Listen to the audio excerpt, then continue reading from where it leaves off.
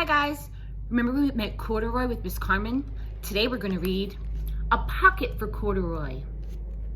Just let me get my glasses, a little small to read. All right, A Pocket for Corduroy by Don Freeman. A Pocket for Corduroy. Late one summer afternoon, Lisa and her mother took their laundry to the laundromat. As always on such trips, Lisa carried along her toy bear, Corduroy. The laundromat was a very busy place at this hour. Now, Corduroy, you sit right here and wait for me, Lisa said. I'm going to help with our wash. Corduroy waited patiently. Then he suddenly perked up his ears. Lisa's mother was saying, "Be sure to take everything out of your pockets, Lisa dear. You don't want your precious things to get all wet and soapy." She's reaching into her pocket. "Pockets," said Corduroy to himself. "I don't have a pocket." He slid off the chair. "I must go find something to make a pocket out of," he said, and he began to look around. First, he came to a pile of fancy towels and washcloths, but nothing was the right size or color. Then he saw a huge sack of colorful clothes in laundry bags. "There ought to be something there to make a pocket out of," he said. Without hesitating, he climbed inside the bag, which was filled with pieces of wet laundry. The dampness didn't bother Corduroy in the least. "This must be a cave," he sang happily. "I've always wanted to live in a dark, cool cave." When the time came for Lisa to fetch her bear, he was gone.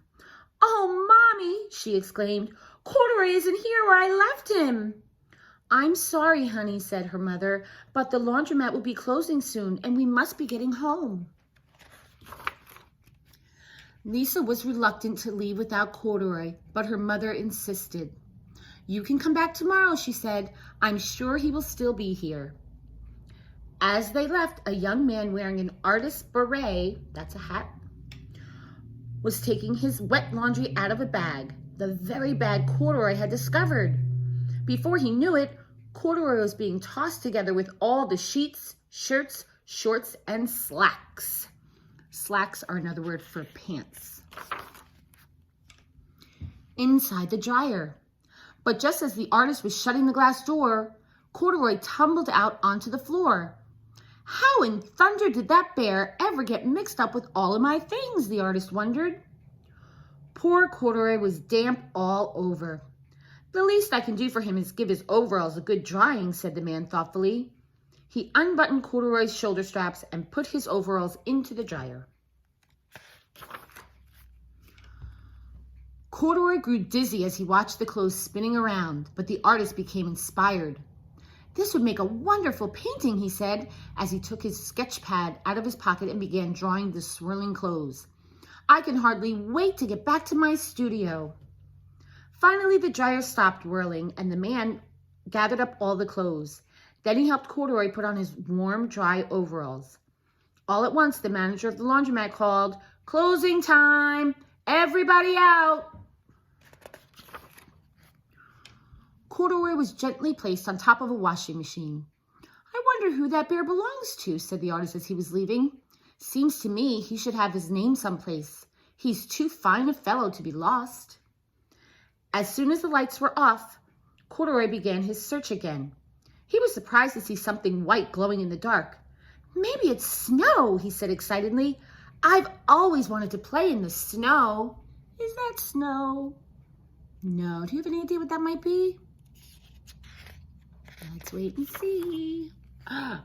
He accidentally tipped over the open-lidded box, and he suddenly was covered with soft, slippery soap flakes.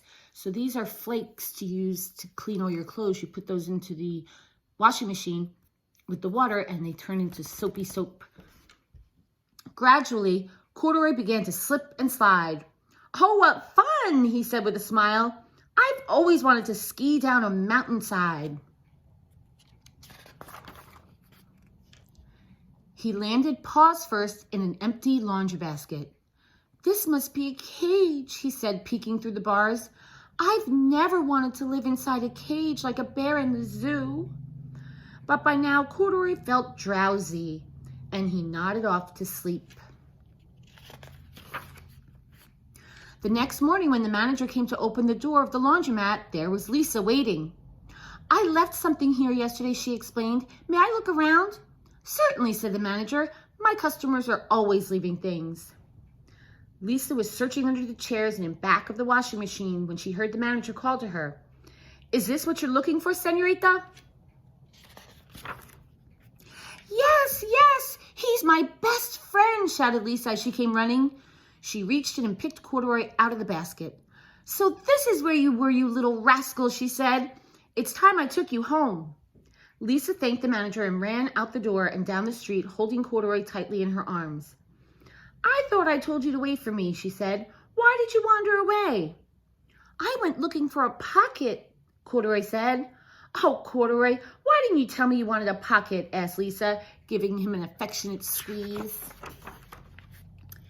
The very next morning, Lisa sewed a pocket on Corduroy's overalls.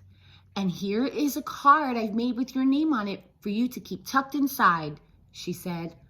I've always wanted a purple pocket with my name tucked inside, said Corduroy, as he and Lisa nuzzled noses. The end. So I'm curious, which book did you like better? Do you like Corduroy or do you like A Pocket for Corduroy? Give me a video. Tell me why and tell me which one. Bye.